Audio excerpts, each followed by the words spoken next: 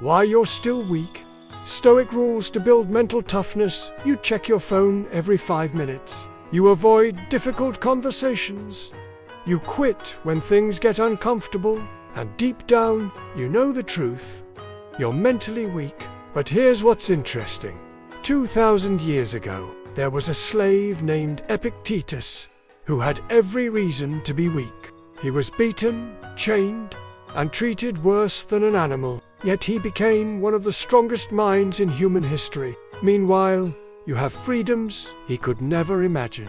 And you're still letting minor inconveniences destroy your peace of mind. Today, I'm going to show you exactly why you're still weak and give you the ancient Stoic rules that will forge you into someone unbreakable. The brutal truth about why you're weak. You're weak because you've been conditioned to be weak. Every time you reach for your phone when you're bored, you're training your mind to seek easy dopamine. Every time you avoid a difficult task, you're teaching yourself that you can't handle pressure. Every time you blame others, you're giving away your power. The Stoics called this being a slave to externals. You've become addicted to comfort, validation, and instant gratification. But mental toughness is built in comfort zones. It est forged in the fire of deliberate difficulty. Stoic rule number 1. Embrace the obstacle. Stop running from problems and start running toward them. The Stoics believed that every obstacle contains the seeds of its own solution. When Marcus Aurelius faced plagues, wars, and betrayals, he didn't ask, "Why is this happening to me?" He asked, "How can this make me stronger?" Your problems aren't punishments. They're training equipment. That difficult boss is teaching you patience. That financial struggle is showing you resilience. That relationship conflict is developing your communication skills. The obstacle is the way. Stop trying to go around your problems and start going through them. Stoic rule number 2. Control only what you can control. Here's why most people stay weak. They waste energy on things completely outside their control. You stress about what others think. What might happen tomorrow? What happened yesterday? Epictetus taught his students to ask one simple question. Is this up to me or not? If it's not up to you, let it go. If it is up to you, take complete responsibility. You can't control if you get the job, but you can control your preparation. You can't control if someone likes you, but you can control how authentically you show up. This single practice will eliminate 90% of your anxiety. Stoic rule number 3. Practice voluntary discomfort. You avoid discomfort at all costs. But discomfort is exactly what builds strength. The Stoics deliberately practiced voluntary hardship, choosing temporary discomfort to prepare for involuntary hardship.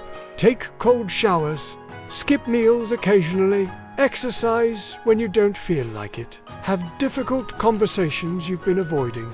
This isn't masochism. This is training. When you voluntarily choose small discomforts, life's involuntary discomforts become manageable. Seneca, one of Rome's wealthiest citizens, regularly practiced poverty. He would eat simple food and sleep on hard surfaces, not because he had to, but because he chose to. When real hardship came, he was ready. Stoic rule number 4. Focus on virtue over outcomes. Stop measuring your worth by external results and start measuring it by internal character.